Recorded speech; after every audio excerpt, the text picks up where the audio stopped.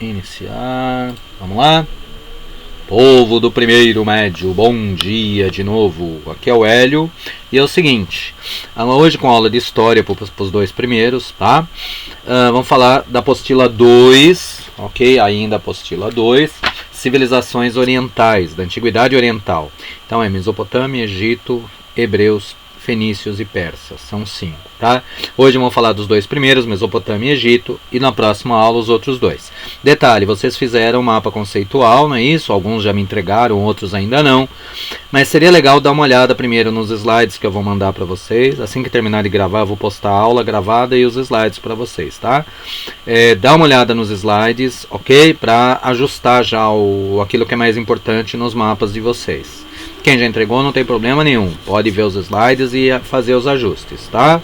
Detalhe, eu vou estar postando os slides, a videoaula, ok? Mesopotâmia e Egito nessa aula e os outros 3 povos na próxima, ok? Vocês já dão uma olhada aí no conteúdo mais significativo. Eu vou pular alguns slides, vou só falar aquilo que é mais significativo, porque senão não dá tempo, né? São mais de 46 slides, eu vou dar uma enxugada para uns 20 no máximo. Tá bom, meu povo? Então vamos lá. Começando Mesopotâmia. Tá? Mesopotâmia, o primeiro slide significativo é esse, o slide 2, formação. Lembrando que, dá uma olhada no mapa aqui, ó. A Mesopotâmia é uma região, fica entre os rios Tigre e Eufrates, no Oriente Médio, onde hoje é o Iraque. O Iraque é o país que, onde estão esses 2 rios atualmente, tá? Mesopótamos quer dizer terra entre rios, tá? E nesse lugar, Tigre e Eufrates, cercado de montanhas, e uma área de trânsito, região de trânsito aí de todos os povos do Oriente, era um regime de cheias violentas e irregulares, tá? Então, a nascente desses rios ficava lá no alto do mapa, ao norte de Nínive, e onde hoje é a Turquia. E essa região, quando vinha cheias, vinham de forma muito violenta e irregular, diferente do Egito, que era regularzinho, na Mesopotâmia não. E isso obrigou os povos que viviam aqui a, como se diz, a fazerem obras, tá? Para aproveitamento da água e obras para poder acondicionar essa força toda e poder viver. Ok? Não tinha metal nem madeira na região, era mais areia, pedra, Por volta de 8.000 a.C. é que os povos se instalaram por lá, ok? Lembrando que esses povos começaram na formação de cidades-estados independentes, ok? E foram 4 grandes povos que ocuparam a Mesopotâmia na antiguidade. O primeiro deles são os Sumérios, tá? Os Sumérios, que eram cidades independentes, foram os primeiros povos a fundar aí uma monarquia teocrática, onde os reis tinham poder absoluto e eram considerados executores da vontade divina, tá? No Egito também, eram os 2 grandes povos, sumérios e egípcios. Os sumérios, eles têm para a história, a maior importância deles. Os caras inventaram a roda, o arado e a escrita cuneiforme, uma das primeiras formas de escrita mais primitivas, tá? O arado é essa imagem que está aí no slide, é uma ferramenta para você plantar, para melhorar o plantio. Lembra da Revolução do Neolítico, que eles aprenderam a agricultura? Então, era para poder gravar, poder fazer sulcos na terra para poder pôr as sementes, para poder cultivar aí os plantios, ok? Aí eu vou pular 2 slides e vamos direto para Babilônia. Pessoal, esses slides que eu dou focos, procura priorizar eles na elaboração dos mapas, ok? Dos mapas conceituais, prioriza. Então, no caso da Mesopotâmia, você tem que falar do Tigre e Eufrates, cidades-estados, tá? Os Sumérios e agora a Babilônia. Okay? Na região, a maior cidade mais rica, populosa e famosa foi a Babilônia, tá? Ele era o centro, lembra que eram 4 povos? O primeiro foram os Sumérios, o segundo os Babilônicos, ok? Sumérios e Babilônicos, tá? Então a Babilônia era a grande metrópole da época, tá? A grande cidade, ok? Que aparece inclusive na Bíblia, tá?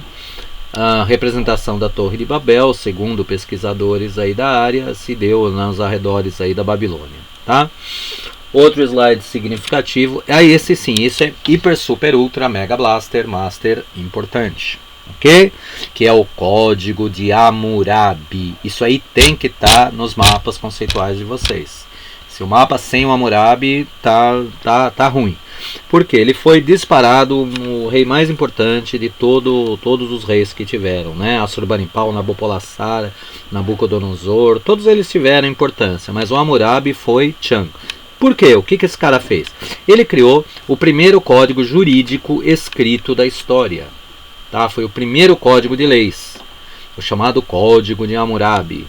Tá? Ele era gravado numa pedra com mais de 2 metros de altura. Ele gravou na pedra para que ficasse, como se diz, para que ficasse eterno, para que ninguém esquecesse das leis.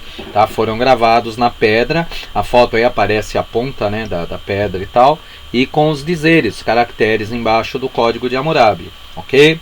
A base do código era a lei de talião, olho por olho, dente por dente. Ou seja, o castigo era equivalente ao dano causado, certo? Então o castigo era equivalente ao dano. Então, por exemplo, se você quebrou a perna de alguém, vai ter sua perna quebrada. Se você roubou alguém, vai ter que ser roubado. Não roubado sim, vai ter que repor e dar mais parte de dinheiro. Se você matou, vai morrer. Ou seja, olho por olho, dente por dente, certo? Essa ideia é antiga na época do Hammurabi. Esse código é importante, ok? Daqui a gente pula para o slide 10. Sumérios, babilônicos, agora os assírios. É um povo que veio do norte, extremamente violentos e agiam com extrema crueldade. Eles procuravam garantir a obediência dos povos através do terror, tá? E assim, a vinda dos assírios provocou a fuga de outros povos que fugiram da Mesopotâmia por conta da invasão dos assírios, ok? Vamos ver agora, 11, 12, isso, 12 e 13. Aqui o mapa da Mesopotâmia, dá uma olhada, tá? Onde tem os grandes povos aí que a gente vai ver, dá uma olhada no mapa aqui, ó. A Babilônia fica bem no meio aí da Mesopotâmia, Jerusalém, onde ficam os hebreus, e o Egito, que a gente vai ver ainda hoje, tá? Essa região era chamada de Crescente Fértil. Por quê? Porque fica na aparência de uma meia-lua, tá? O desenho aí feito, uma meia-lua, as terras férteis. Do outro lado tinha o quê? Deserto da Arábia, deserto do Saara, os montes Zagros e ao norte também os montes, né, da Turquia, o maciço lá da Turquia. Então, as grandes terras férteis eram essas, ok? E para fechar essa parte da Mesopotâmia, a religião deles era politeísta, acreditavam em vários deuses antropomórficos, ou seja, eles tinham várias formas, tá, representando as forças da natureza. Então, Marduk, o deus supremo, Ishtar, a deusa do amor, ok? Eles faziam rituais de magia, astrologia, adivinhação. E o grande legado dos povos mesopotâmicos, sumérios, babilônicos, assírios e caldeus, foi justamente o que? A escrita cuneiforme, barcos à vela, veículos com rodas, a gramática, medicina, matemática, uso de tijolos, produção de pão, cerveja e vinho. Esses caras começaram aí a civilização, ok?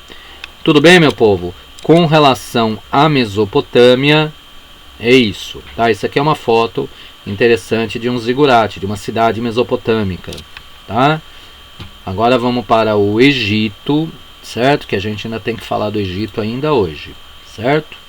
Então vamos lá. O Antigo Egito, tá? O primeiro slide significativo com certeza é do Rio Nilo. O Egito é uma dádiva do Nilo, é um presente do Nilo, segundo o historiador Heródoto, historiador grego. Que é o seguinte, não tem como pensar no Egito sem o Rio Nilo. As cheias do Nilo é que fizeram o Egito, e o trabalho dos escravos e das pessoas com as terras, né, férteis em volta do Rio Nilo foi o que sustentou a civilização egípcia. Lembrando que as cheias do Rio Nilo eram regulares, eram de julho a setembro. Todo ano era sempre na mesma data, não tinha atraso, eram regulares, diferente da Mesopotâmia, que não tinham data certa. No Nilo não, era tão regular que os caras construíram até um calendário com base nas cheias do Nilo. O calendário deles era com base nas cheias do rio, né? E onde o rio enchia, depois abaixava e deixava a terra fértil com humus, tá? E os egípcios construíram diques, canais, né, para controlar a produção agrícola, ok? Vamos ver o próximo, 2, 4, 6, 7, 8, ok. A sociedade egípcia como era? Era rígida, fixa, tá? O faraó era o ponto máximo da pirâmide social. O faraó era considerado a encarnação de um deus, tá? Ele era assim, em alguns aspectos, algumas dinastias acabaram, né, comentando que, cara, você não pode nem olhar diretamente para o rosto do faraó. Toda vez que ele passava assim em público, você tinha que abaixar a cabeça. Se ficasse olhando, você podia ser executado na hora pelos guardas, ok? Então o faraó era a encarnação de Deus, era o chefe supremo. Depois tinha os nobres, os oficiais de exército, né?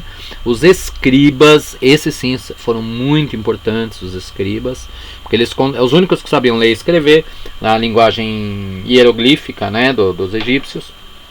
E eles eram fundamentais para se controlar a cobrança de impostos. O número de escravos era significativo, tá? E as mulheres chegaram a tomar a posição de destaque na sociedade egípcia, tá?